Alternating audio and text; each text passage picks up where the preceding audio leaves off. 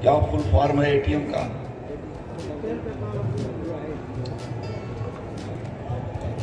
Assistant technology जी sir, प्रणाम sir. Assistant technology manager आप में से जिनका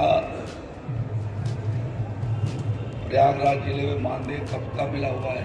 सर नवंबर तक का मिल, समझो अक्टूबर से सब नहीं मिला है। अक्टूबर 30 सॉरी अक्टूबर महीने का मिल चुका है? जी सर, मिल गया सर।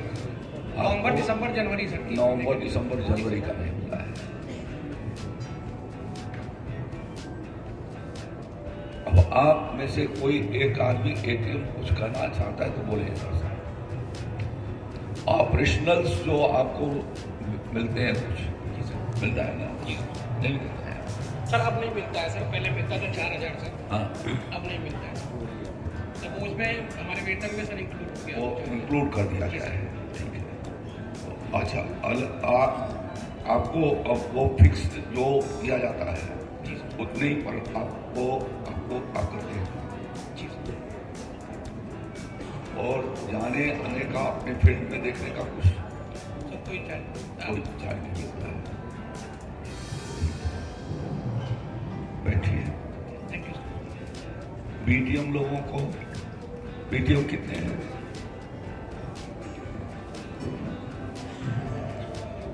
यहाँ 16 ब्लॉक है। कितना? 23। हर ब्लॉक में बीटीएम होंगे ना? कम है। कुछ वैकेंट भी पोस्ट है क्या?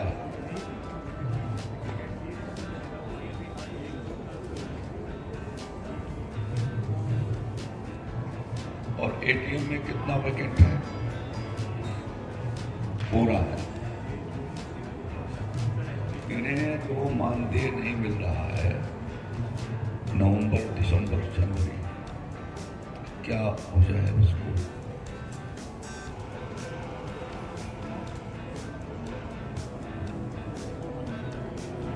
आप जानकारी करके बताएं।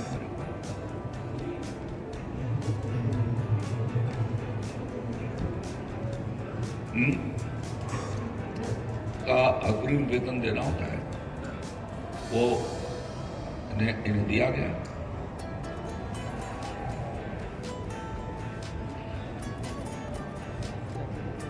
जब इनके बिल आएंगे तभी तो डायरेक्टर भुगतान करता है।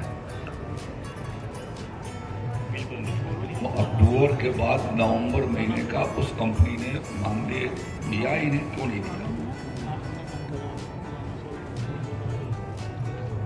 कंपनी से सर अभी बात नहीं हुई। तो क्यों नहीं बात होता है?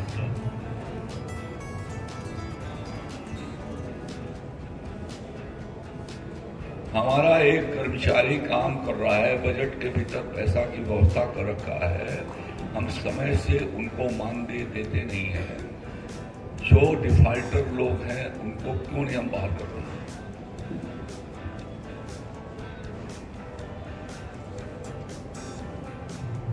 उन्हें तुरंत आप पूछिए और उनको नोटिस पहले इशू करिए कि इन्हें नवंबर महीने का मानदेय मिलना चाहिए था और मिलने के बाद उनके बिल सबमिट होने चाहिए थे, वहां से फिर डायरेक्टर से वो आना चाहिए था। बैठिए। तो बीटीएम को भी नहीं मिला होगा? नहीं सर, हाँ, नहीं मिला। आप बीटीएम को कब से नहीं मिला? नवंबर से। आपको भी नवंबर से नहीं मिला। अब टीएससी कितने हैं यहाँ?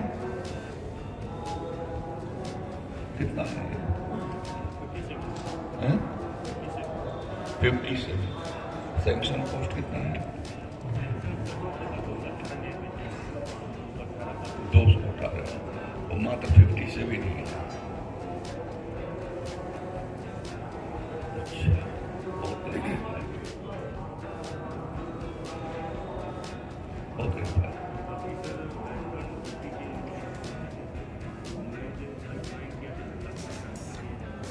नहीं, कहाँ गए? नहीं तो इतना वैकेंट करके इनको कितना ट्रांसफर करता है?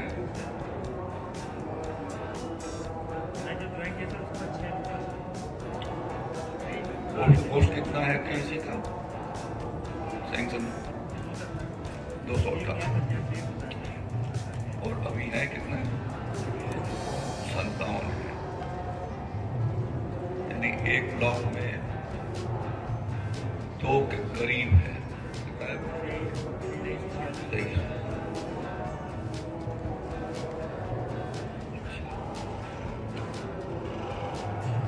आप में से एक एक आदमी एक एक के रिप्रेजेंटेटिव जरा बताएं कि मुझे मालूम हो कि आप लोग करते क्या ऑफिस में। माइक कीजिए जरा सा, पहले एक एटीएम कोई एक एटीएम वो बताएं कि आप अपने कार्य क्षेत्र के भीतर क्या करते हैं। एक एटीएम के पास कितनी न्याय पंचायत पड़ जाती है?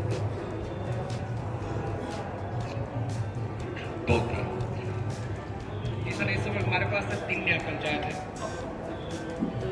तो सर मेन रोड पे हो, मतलब जो गांव के डेली आने जाने वाले किसान हैं और वो रोड पे होता है सर, वहाँ पे हम लोग प्रदर्शन करवाते हैं सर किसानों को, और बताते हैं टेक्निकल तरीके से सर कैसे खेती की जाती है, कम पैसे में ज़्यादा पैदावार।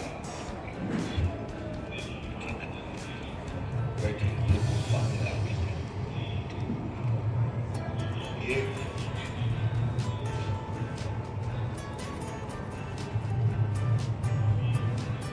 ग्रुप बी के कितने लोग हैं?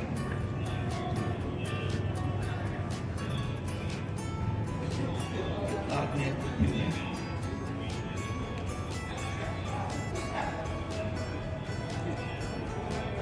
26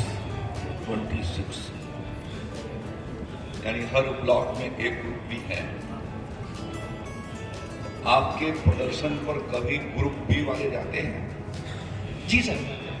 अगर सर जाते हैं सर, वो भी जाते हैं सर, डीडी साहब भी कई बार गए सर। क्षेत्र में कितना प्रदर्शन? टोटल सर आत्मा का सर 42 है, जो 0.1.5 बीघे का जो है वो 40 है, और 1 हेक्टेयर का सर 2 है। वहां पर प्रदर्शन को देखने के लिए कितने किसान हैं? सर बहुत से किसान तो जाते हैं जो उधर से गुजरते हैं सर, ऑन रोड है सर। ऑन रोड तो है, मैं जब देखता हूँ कि हमारे डायरेक्टर भी जा रहे हैं जी सर। या एडिशनल डायरेक्टर जाते हैं, जी सर। तो जो फोटोग्राफ्स आते हैं उसमें 5-7-10 डायरेक्टर साहब जाएगा तो 5-10 का आएगा। डीडी जाता है तो 2-3 का कहीं आता है। तो इसका मतलब यह है कि जिस काम के लिए हम रखे हुए हैं एक्सटेंशन का काम, तो वो नहीं हो पाता।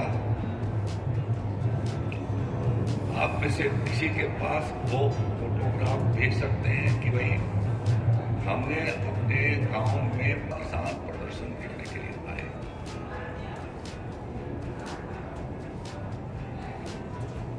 या इस वैरायटी का सरसों है, इस तारीख को लगाया गया, इस तारीख को उसकी क्रॉप ड्रेसिंग की गई और इसकी सामान्य उत्पादकता इतनी है।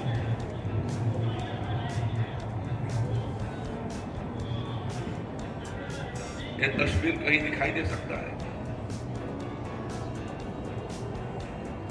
आप किस यूनिवर्सिटी से पढ़े थे? टीडी कॉलेज से पढ़े हुए हैं सर। TD college. तो टीडी कॉलेज अपने जमाने का एक अच्छा कॉलेज रहा है। 1974 में छात्र संघ का प्रचार करने के लिए मैं गया था टीडी कॉलेज में, जब सुरेंद्र सिंह वहां से अध्यक्ष चुने गए। वो कॉलेज तो अच्छा है, हॉस्टल भी था उस समय। तो आप तो एक अच्छे कॉलेज से पढ़कर निकले और प्रदेश के मानिंद कॉलेज से रहा है, तो हमको जो एक्सपेरिमेंट वहां पर हमारे साइंटिस्ट ने बताया हमें तो उससे प्रेरणा है।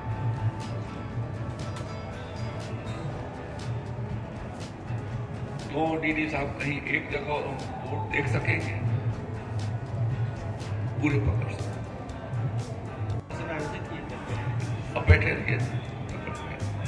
सबसे पहले तो सर उसकी साइट का सिलेक्शन सर सबसे महत्वपूर्ण अंग होता है, क्योंकि अगर उस रूट पर लोगों का आना जाना नहीं है या अधिकारियों को अगर आप तारीख से देखें तो प्रदर्शन का मतलब अर्थ नहीं मिल जाएगा। उसका मतलब ये होता है कि सर प्रदर्शन। अब सर ये पहला हो गया। दूसरा दूसरा कि सर उसमें हम किसी नई तकनीकी का समावेश करें। ज़्यादातर सर जो इंस्ट्रक्शंस हमें इस साल के प्राप्त हैं उसमें सर लाइमस्टोन का है, नदी में लाइमस्टोन लगाने के लिए हमने, और सर उसके लिए जिला स्तर से भी लगभग सारे प्रदर्शनों में लाइमस्टोन लगाने के लिए हमारे सर है। इसके अतिरिक्त सर उसके बाद से वहाँ पे साइट पर सर लगा होना चाहिए। ठीक है, आप ऐसे ही। और भी कोई कुछ बताना चाहता है? हाँ, 40 प्रदर्शन और 2 फार्म स्कूल दिए जाते हैं। तो सर प्रदर्शन और फार्म स्कूल जैसा कि इनके नामों से अब दोनों का अंतर बता दीजिए। सर वही सर प्रदर्शन और फार्म स्कूल ये हुआ कि जैसे 40 तो प्रदर्शन हमने दिए जो हमें गांव के किसानों को दिखाना है कि ये इस तरह से खेती करके हम अधिक लाभ प्राप्त कर सकते हैं, और 2 फार्म स्कूल जैसे उस स्कूल में हम पढ़ाई करते हैं किसानों को, यानी हम एक रजिस्टर रखते हैं उसमें किसानों को हम पढ़ाते हैं, उनकी सूची रहती है बाकायदे 4 या जो है 5 जैसा कि सत्र निर्धारित होता है उस सत्र को हम चलाते हैं। अब उसमें किसानों की संख्या कम ज़्यादा सर हो सकता है लेकिन चलाना रहता है हम लोगों को। तो सर वो किसानों को पढ़ाते हैं, फिर प्रदर्शन को ले जाके हम दिखाते हैं उनको फील्ड पे कि ये इम्प्लीमेंटेशन किया गया है, इस तरह से हम लोग अच्छी खेती कर सकते हैं। एक फार्म स्कूल पर कितने क्लासें लगती हैं? सर 5। कितने दिनों के बाद? सर उसकी डेट सर अभी यहाँ से आती है सर रेडी ऑफिस से सर। जी धन्यवाद। और भी कोई सज्जन?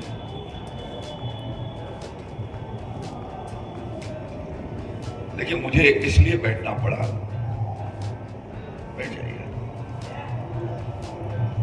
कि मैंने पूछा कि विकसित भारत कार्यक्रम हुआ उसमें कौन कौन लोग गए थे। जब मैं पूछ रहा था तो कितने लोग आप लोगों में से थे जो थे? जरा वो हाथ उठाइए। अरे ऐसे भी उठा सकते हो भाई, जो उठा। इतना करने से तो और दिखाई नहीं देता मेरे को, नीचे करें। अब हम सभी को विकसित भारत में अभियान में अपने अपने क्षेत्र में जाना था।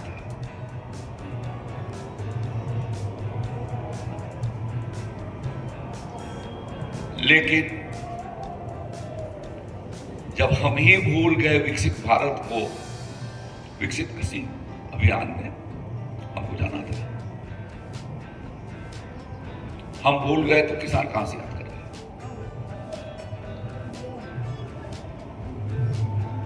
आज जो मैं मीटिंग कर रहा हूं, कम से कम आपको 5-7 साल तो मैं उम्मीद करता हूं कि जरूर याद होगा।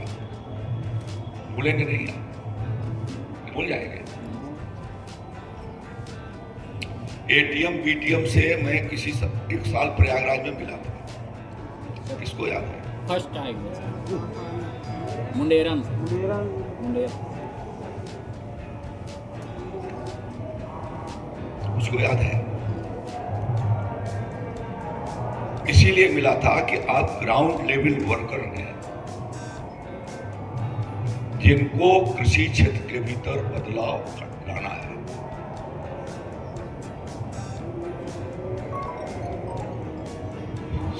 अब मैं तो एग्रीकल्चर स्टूडेंट हूं नहीं।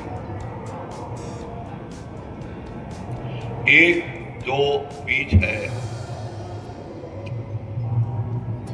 वो कितने साल तक चलती है? कोई बताएगा कि एक वैरायटी को बनाने में कितना टाइम है? आप जैसे जिसको मालूम है बताओ। पाइप पहुंचाई हो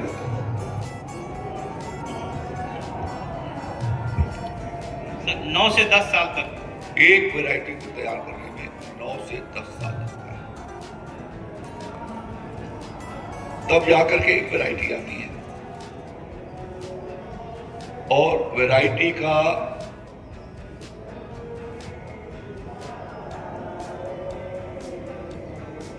कृषि विज्ञान केंद्र पर क्रॉप कैफेटेरिया लगाई जाती है। आप में से कितने लोग कृषि विज्ञान केंद्र पर गए? कम लोग हैं। अब जब हम क्राफ्ट कैफेटेरिया को देखेंगे तो जहां पर 20-25 प्रकार के बीजों को उसने वहां लगाई। यदि गेहूं है तो गेहूं के 20-25 वैरायटी वहां लगाई गई है। थोड़ा एक्सपेरिमेंट।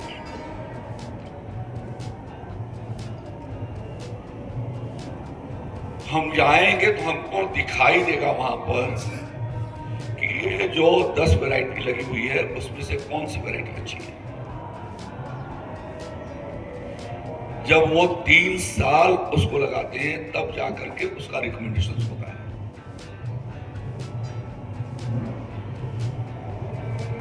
जब नोटिफिकेशन के पहले और हमारा जो अपना रिसर्च फर्म है एग्रीकल्चर डिपार्टमेंट के रिसर्च फर्म पर आप लोगों में से कितने लोग हैं? हाथ उठाइए। जो गया है हाथ उठाने तो मालूम कैसे? 3 आदमी। बहुत अच्छा है कि आप 3 गए। मैं इसलिए ये कह रहा हूं कि ये चीज आप लोगों को खुद रिव्यू करने की जरूरत है कि ट्रेनिंग पर, एक्सटेंशन पर कितना पैसा सरकार खर्चा कर रही है।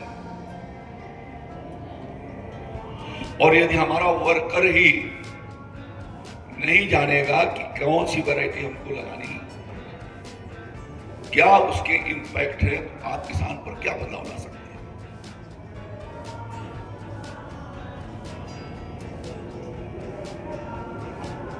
तो हमारे ट्रेनिंग का स्वरूप कैसा होना चाहिए? इतना लंबा चौड़ा भाषण साइंटिस्ट या हम लोग आकर के दिखाते हैं, भाषण से बदलाव आएगा? हमारी जिम्मेदारी है, हम सब यहां पर बैठे हुए ठेका लिए हुए इस बात का कि किसान की जिंदगी को हमें बेहतर बनाना है और उसको खुशहाल करना। तो हमें अपने कार्य क्षेत्र में यह प्रयास करना है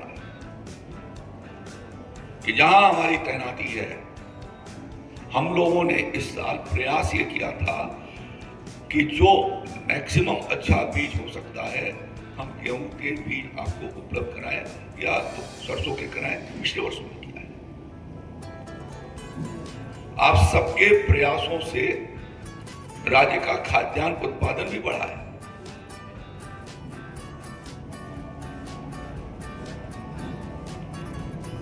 लेकिन जितना होना चाहिए उतना नहीं हुआ है। तो नहीं होने का कारण यह है कि हम छोटी छोटी बातों पर ध्यान नहीं देते।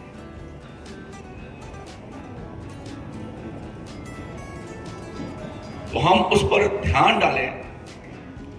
जब प्रधानमंत्री मोदी जी 2014 में शपथ ग्रहण करने के बाद बोले थे कि अभी तक तो लोगों ने बड़े बड़े काम किए हैं, हमें छोटा छोटा काम, जो प्रधानमंत्री ने अपना स्पीच दिया, एक सज्जन ने उठाया हाथ में आ, और ये बात उन्होंने सभी एमपी के सामने कही, सेंट्रल हॉल,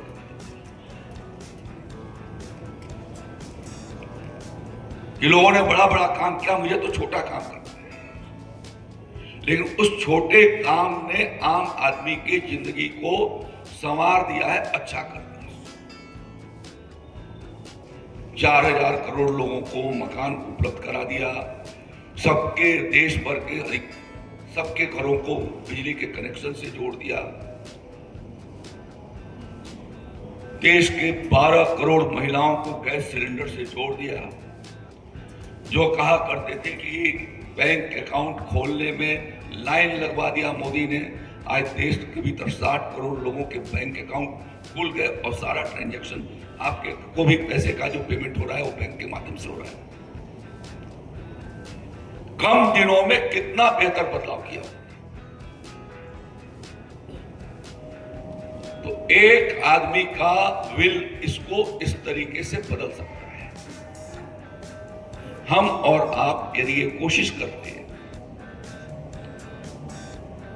कि इतनी ट्रेनिंग, मुझे लगता है कि विकसित कृषि के भीतर भी आपके इस क्षेत्र यहाँ पर जनपद में कम से कम 100 तो कार्यक्रम हुए होंगे।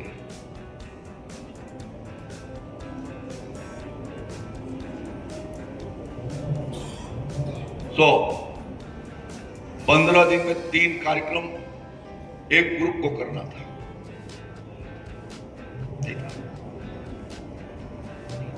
और उस ग्रुप में आप भी शामिल थे, लेकिन हमें भूल गया।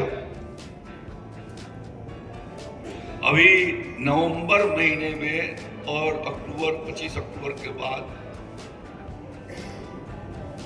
मुझे लगता है कि 17 अक्टूबर था जब मुख्यमंत्री ने उसको बाराबंकी से शुरू किया। प्रदेश का मुख्यमंत्री एक किसान के खेत पर जाता है, वहां से वो पाठशाला शुरू करता है। किसान की किसानी की बात किसान के खेत से शुरू करता है। तो हमें ये नहीं लगना चाहिए कि हमको भी यही काम करना है। हम अपने इलाके के प्रगतिशील प्रोग्रेसिव फार्मर कुछ लोगों ने अपने प्रयासों से या आपके प्रयासों से जो बेहतर कर रहे हैं उनको हमें इस कार्यक्रम के भीतर क्यों नहीं लाना। उन्होंने जो सफलता प्राप्त की उसकी जानकारी उसी के मुंह से होगा तो कुछ 5 आदमी और करना चाहेगा।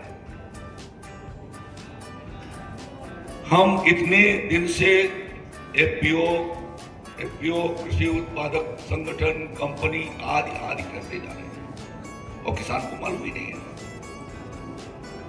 यह है क्या। तो उन पाठशालाओं में ये सब चीजें जो की जानकारी हो, इसीलिए हमने कहा कि ये पाठशाला चलाई जाएगी। 2018-19 में ये निर्णय लिया था ये किसान पाठशाला शुरू करो, जिससे हम कृषि विभाग की नीतियों को जो हमारी कार्यक्रम है उनको हम किसानों के बीच में उसकी पहुंच बढ़ा सकें।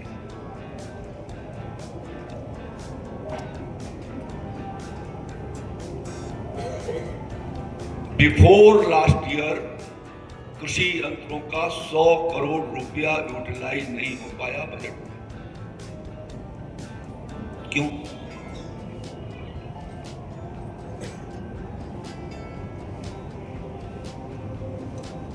गत वर्ष जो है वो 55 करोड़ कृषि यंत्रों का बजट यूटिलाइज नहीं हुआ और ग्राउंड फोर्स के आशीर्वाद से हुए हैं। मेरा ये यही इसीलिए मैं बैठा हूं कि जिन्हें आप बुलाए उसमें से 50% आदमी को खेती बाड़ी के बारे में कुछ आइडिया ही नहीं है।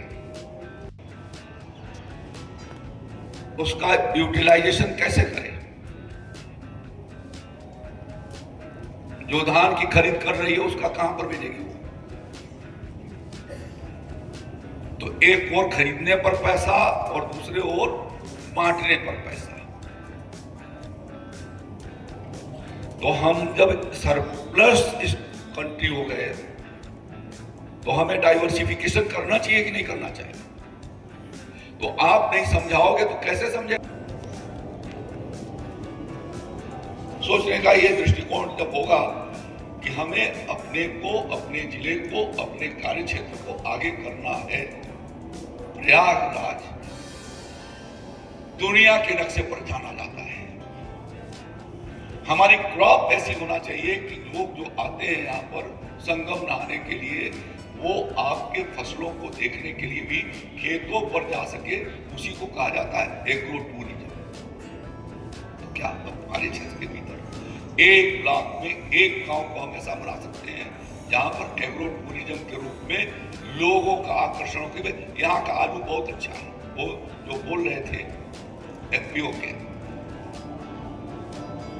पेप्सिको के साथ जिन्होंने अपना एग्रीमेंट किया है, नहीं जानता था कंपनी के आदमी है कि एफपीओ के आदमी है, लेकिन यदि वो कर रहे हैं उस तरीके का वैसे एफपीओ क्यों नहीं तैयार?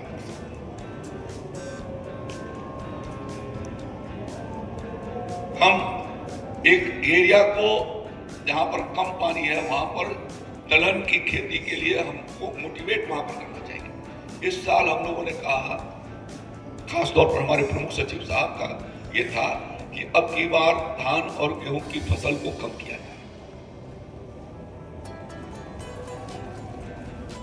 वो सांख्यिकी की है कि चली गई? हाँ बैठी है। तो इसने क्या किया कि ये बता दिया कि इस साल 3 कुंटल धान की प्रोडक्शन कर देते तो मुझे अपने डिपार्टमेंट को डांट करके मैं कहता कि इनका बढ़ाव मान दे। जब आप ही नहीं हाथ उठा रहे हो तो ये प्रमुख सचिव कृषि को समझना चाहिए कि किस तरीके से क्रॉप कटिंग होती है। कल मैंने मुख्यमंत्री जी को कहा कि क्रॉप कटिंग ग्राउंड लेवल पर नहीं होती है, ये सब जो है फर्जी आंकड़े आती है, मुझे करना चाहिए।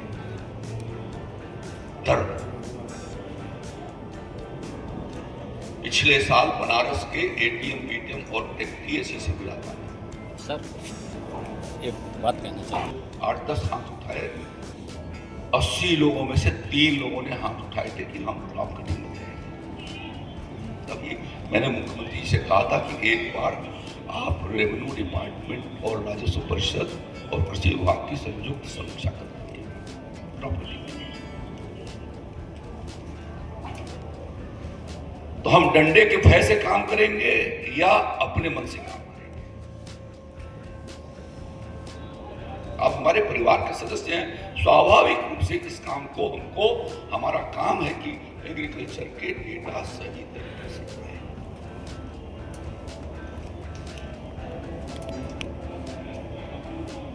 तो इसलिए ये जो चीजें चल रही हैं उनको थोड़ा हमें आगे बढ़ाना चाहिए। हाँ, गवर्नमेंट आपका टेक केयर करेगी, करती भी है, लेकिन हमें जो हमारा काम है उस काम को पूरा करने के लिए आगे बढ़ना होगा। अब ये किसान पहचान पत्र के लिए भी ये मेरी वजह से अभी तक रुका हुआ है, नहीं तो ये अप्लाई हो गया होता। और अप्लाई जिस दिन हो जाएगा जिला कृषि अधिकारी और डीडी के कार्यालय पर, उसके बाद जो है वो सैकड़ों की संख्या में जब जो किसानों की जमघट होगी और क्लास पर ये आपके वर्ग 2 वालों के यहाँ ग्रुप 2 पर, तो आप उसका सामना नहीं कर पाएंगे। तो इस बात को भूल जाइए कि सिर्फ ये राजस्व विभाग का काम है, ये आपका भी काम है कि हमारा सही किसान, आपके जिले में पीएम किसान के कितने डेढ़ लोगों को पेंशन देना पीएम किसान वो डेटा निकाले। कितने ऐसे लोग हैं जो पति पत्नी दोनों ने उठाए या पिता और पुत्र ने एक खेती होने के बावजूद भी उठा लिया? 28,000। और इसके लिए कम से कम 20 बार अभियान चल रहा है, फिर भी हम उसको ठीक नहीं करते हैं, तो बदनामी तो ऊपर से होती है ना। फिर आपका तो बदनामी नहीं होता। मरे हुए लोगों को पीएम किसान का पैसा का अखबार वाला तो बड़ा मोटा ढंग से लिखता है और लोग गालियां उसके बाद हम लोगों को देते हैं। तो मेरे क्षेत्र के भीतर जो काम है वो काम हमें करना है, और इसीलिए आपको सरकार ने नियोजित कर रखा है।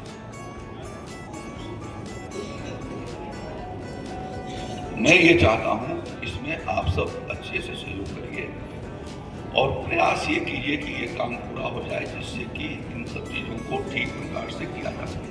कुछ तो जिला ऐसा बने कि नहीं ये मॉडल जिला है, अच्छा काम है। अब आप समझिए, मैंने अपने विभाग की एक तस्वीर आपके सामने रखी, लेकिन आपको धन्यवाद इसलिए देता हूं कि अभी भी गुड गवर्नेंस में कृषि विभाग ही नंबर 1 पर उत्तर प्रदेश के।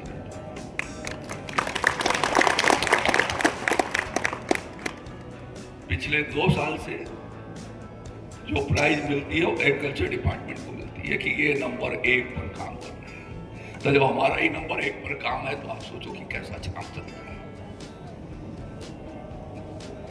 तो मैं तो आपको मापदंड मानता हूं कि भाई आप मापदंड आप हो, आप यदि अच्छा करोगे तो साहब और विभाग भी करने के लिए वो आगे आएंगे, जिससे कि उत्तर प्रदेश जो मुख्यमंत्री जी का सपना है, संकल्प है कि हमको उत्तम प्रदेश, विकसित उत्तर प्रदेश बनाना है, हम उस कदम में आगे बढ़ पाएंगे। इसी नाते मैंने कहा कि आपके साथ थोड़ा चर्चा करूं, और आप में से कुछ लोगों ने यदि ये ठान लिया तो बहुत अच्छा होगा।